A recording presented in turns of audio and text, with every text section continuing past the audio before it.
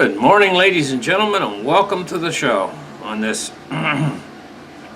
this Thursday, the 11th of November, 2021. Thank you for tuning in. Glad to have you guys here. Gold and silver are starting to go up a little bit. This is kind of exciting. I'm glad to see this for a change. But what's really important is we've taken out a few key resistance levels in the past day or two. And so let's get in there. Let's open up the charts right here. Take a look. Okay, the charts are open. There we go. Gold and silver take out key resistance, and they are off. Gold and silver have broken through the key resistance levels and could run a long way. Yeah, they could, but I'm a little bit hesitant just yet to think that they might run a long way just yet. But yes, they have broken out through key resistance levels. And let's get in there and let's take a look at what the movement is in gold and silver today. Let's start the charts on silver right here.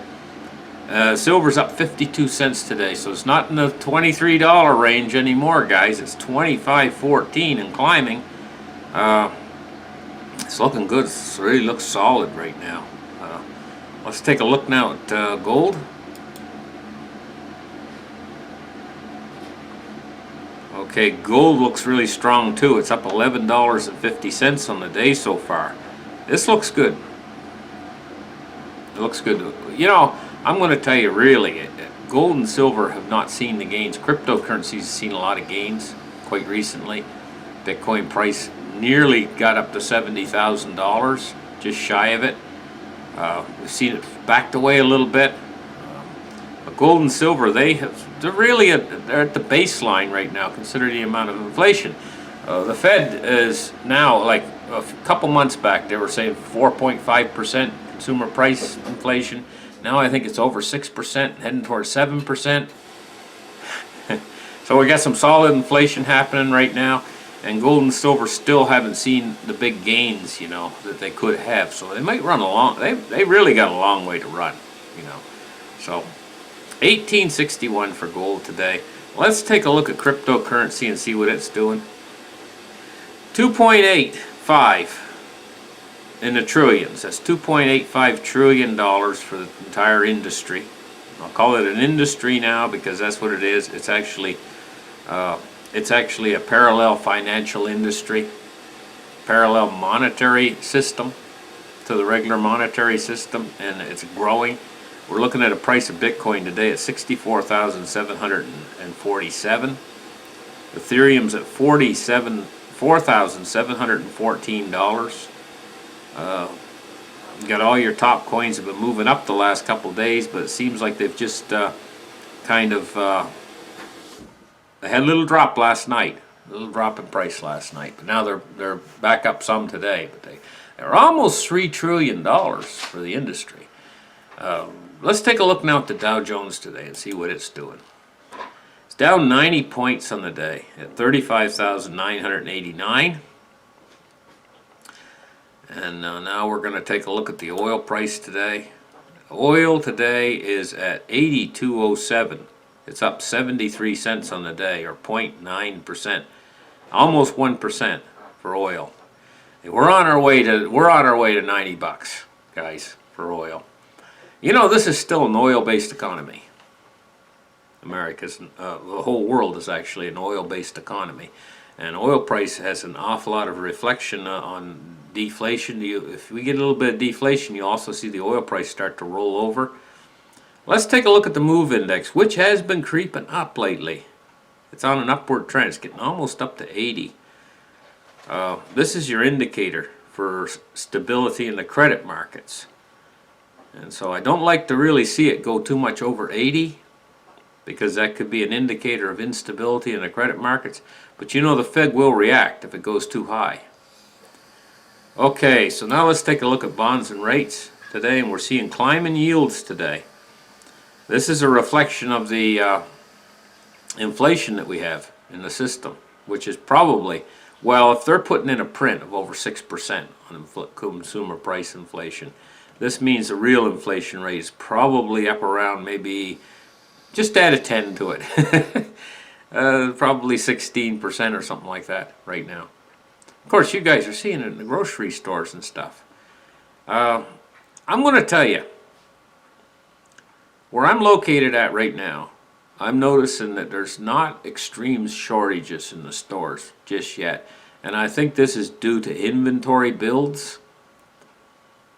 I think that what's happening with on the West Coast with the shipping bog up that's coming, I think that takes a few months to feed into the system so that you'll start to see shortages on goods in your location. It's one of these things where it's like a trickle down. So what's happening in California with 40% roughly of all shipping to the United States being slowed right down, I mean slowed almost to a halt, is probably a thing where that's going to translate into about 4 months from now before you're going to start to see that show up on store shelves. So right now they still have pretty good inventory for what I can see, just from my looking, you know. Let's just take a look here now at U.S. dollar index. It's at 95.02, the U.S. dollar index, and the dollar is up a little bit.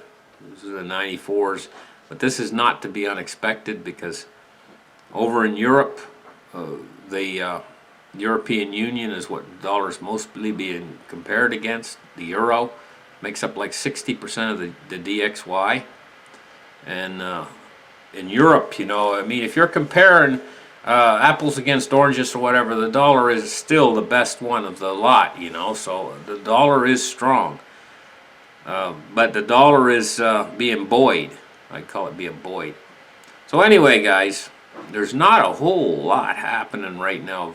Big stories in the financial system right now. Things are a little bit quiet, a little bit of a quiet period. I think maybe it's a little bit of a quiet before the storm. But one of the big stories that I'm following right now is gold and silver finally starting to lift off a little bit. Will they smash it down again? We're going to have to wait and see. Maybe not. Maybe they won't. I'll tell you what. If they're getting low on inventory, they would know. These are the guys, you know, they're right in there, and they know what they got left to sell. If they're getting low on inventory, they might let the price pop up a little bit. Maybe quite a little bit. And not do any smashes. But when they smash the price of gold and silver down, they use the paper short contracts in order to accomplish this. A paper short contract is just basically, okay, say silver for instance, I think it's 4,000 ounces for each contract, and they just print up a whole bunch of those contracts, and it makes it look like there's an awful lot more silver on the market than what there actually is, which drives the price down. This is price manipulation with a derivatives product. Basically, the derivatives product controls the price of the underlying asset. So they've been doing this for a long time, and I believe it's to protect the dollar, because if gold and silver go too high, it shows weakness in the dollar. Well, the dollar's strong today, and we're seeing a surge in the gold and silver price. So it's one of these things, wait and see if it holds. See if the price of silver and gold hold up, and see if they start to move higher. And this is a very good thing for gold and silver if they do move higher, but we're going to have to wait. It's one of these wait and see sort of things. So we'll catch you guys in the next show. You guys have a great day, and well, bye-bye.